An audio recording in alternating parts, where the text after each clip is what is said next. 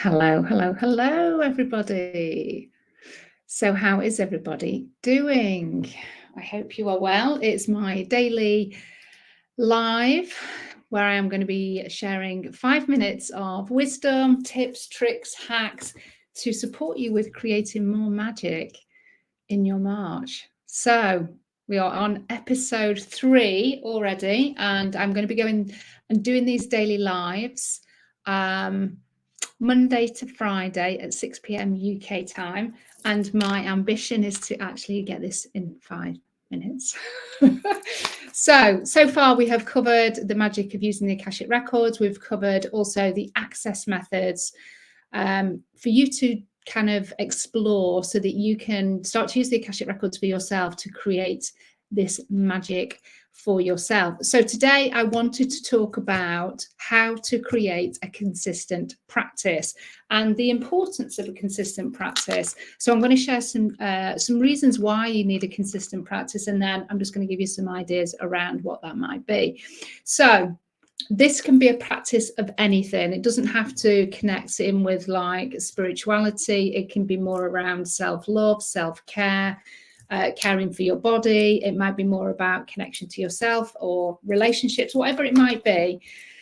There's an element of having a particular practice that supports you with then being able to elevate and improve those aspects of your life.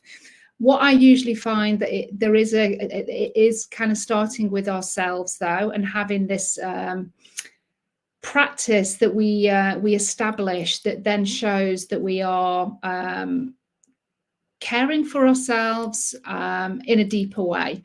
And the importance of having a consistent practice is that it is really showing that devotion and that commitment to ourselves, to our needs, to our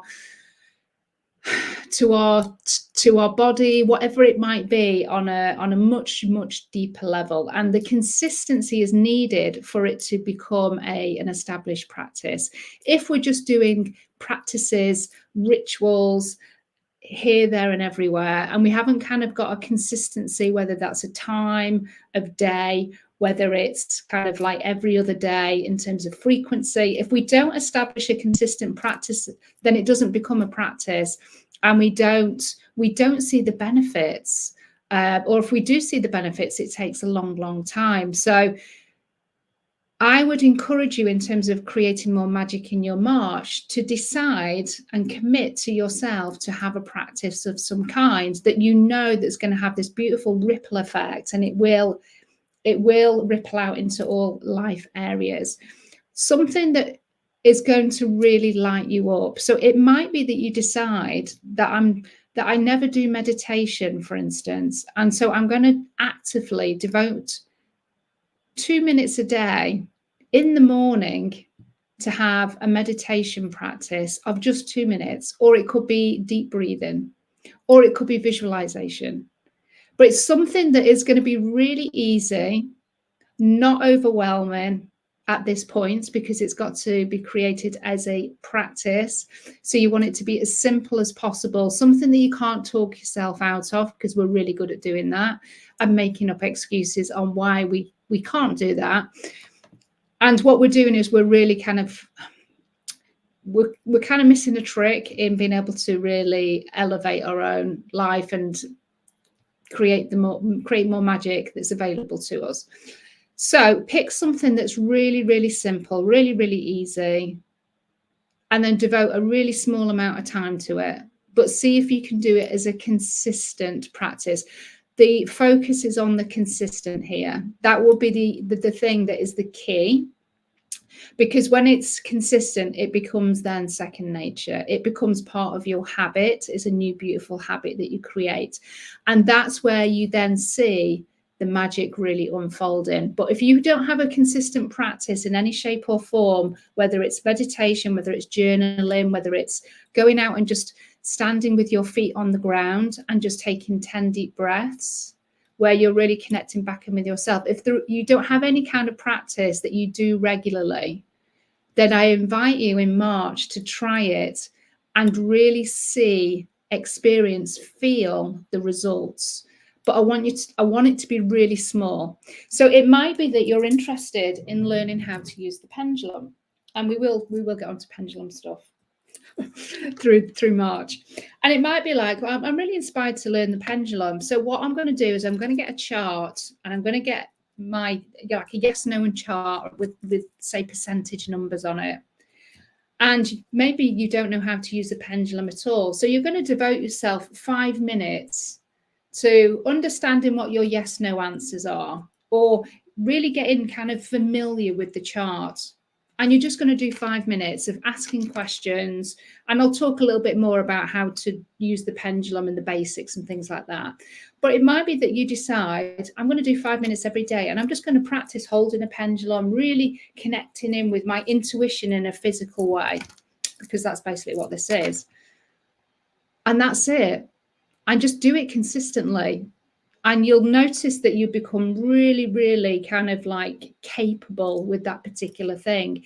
And then when it becomes second nature, you can then layer something else on top, or you can expand the time. But don't overwhelm yourself. This has to be a practice that you want to really establish and firmly root, but you want to keep it simple as well, because you want to see the effects of that practice before you start to layer other things in and kind of muddy the waters. I would invite you to just stick with one thing. So either choose something that you are in and out of already and you want to do it more regularly, but do something that doesn't take a lot of time. That is definitely a key part of this as well. Or choose something that you've been really interested to learn about and decide, I'm going to spend 5 minutes a day just learning a little bit about this, practicing this, giving myself the time. If you have to schedule it into a calendar to do it, put an alarm or a reminder on your phone to get up 5 minutes early to do it in the morning, or go to bed 5 minutes, earlier at night, so that you got that 5 minutes then, or at lunchtime, whenever it suits you. You've got to find the time. And I would also invite you to try different times of the day to find out when your consistency is best, because we all show up at different times in different ways through the day. And so you may be really good in the morning and really tired at night, vice versa. And that's what I invite you to do. That is a really quick and effective way to create more magic in your life and really start to see shifts, is to bring in a consistent practice into your life. So have a little think, put in the comments what you think. Actually, I would really like to try this. Hi, Julie, good to see you here. Yes, very much hit and miss. And I think we can be hit and miss with our consistency because we try to cram too much in there. So simplicity is definitely the key, because you want this to become a habit, and then it becomes part of your lifestyle. And it comes to that point where if you don't do it, you actually really miss it, and it feels odd when you're not doing it, and you have to get back into it. So, and habits can take a long time to form depending on what it is. So that's why it needs to be really tiny, minuscule, so that it doesn't take much time out of your day, but you really get the effects, the impact, and the magic from that practice. So declare in the comments what it is that you're going to do. Don't make it more than 5 minutes, because, as I say, your ego will talk you out of it. And then also let me know when you're going to start that practice, and at what time of the day do you think you're going to do it. And you know what? You're allowed to change your practice if you find after, say, a week that actually, I don't really like this as part of my practice. Then you've got permission. Give yourself permission to actually go and change it. Try something else. It's absolutely fine, because the idea of this is getting curious about what is my practice. And you're going to try lots of different things to find out what that is. So my general practice that I do every day without fail, and I have done for the last 6 years, is to ground myself in the morning and to release any energies that I've maybe picked up from the astral realms while I've been asleep. So I connect with the earth, I connect with divine source, and I set myself up for the day. And that takes probably about 1 minute, a minute and a half. And then I might do some pendulum activations if I need to do pendulum activations, but I tune in. So my practices are not very long. And then I'll do some other bits and pieces based on what I'm getting and what I'm tuning into. But my initial practice that I always do is to ground, to connect to divine source, and to release any energies, just bring myself back into alignment, ready for the day. And then some days I'll set an intention, some days I forget. So for you, it might be that I'm just going to set an intention for the day, and this is how I want to feel by the end of the day. That's going to literally take 10 seconds. But it's a consistent practice. That is the whole point. It's consistency. That's where the magic lies. So let me know what your consistent practice is going to be. And for some of you that are a dab hand at this, you probably already have your consistent practice in place. Let me know in the comments what that is. I would love to hear. But is there anything that you can do to now up level that practice? And that doesn't mean taking more time. It might be that you need to drop a part of that practice and introduce something new to create and expand that magic even further. So it might be that you need an up level in terms of what you're doing, because, you know, we evolve and grow and we expand, and our practices also need to do that with us as we do. So let me know in the comments. Okay, so caught your live today. This is great advice. You're very welcome to. I'm a bit scattergun at the moment and probably do too much at once. Yeah, and that simplicity has definitely got to be the key.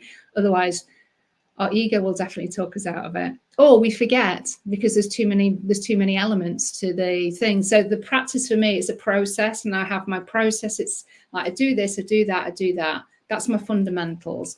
And then anything over and above that is an additional thing that is just needed for that day.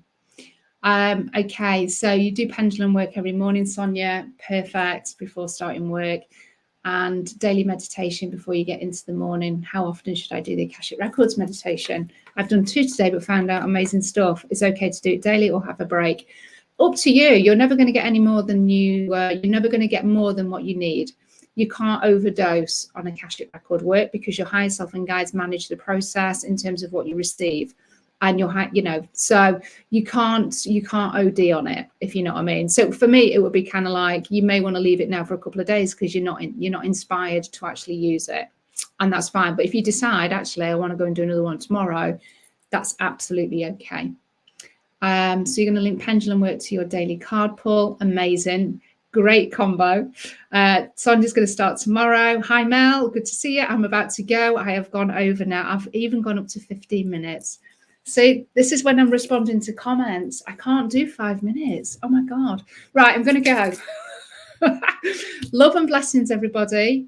I'll be back on tomorrow. I'll be slightly Thursday tomorrow, isn't it? I'll be slightly later because I've got a client until 6 o'clock. So it might be about 6:30 that I come on live. Have no idea what I'm going to be talking about, but I will get the inspiration before I come on. Okay, love and blessings, everybody. Enjoy that 5-ish minutes, and I'll speak to you soon.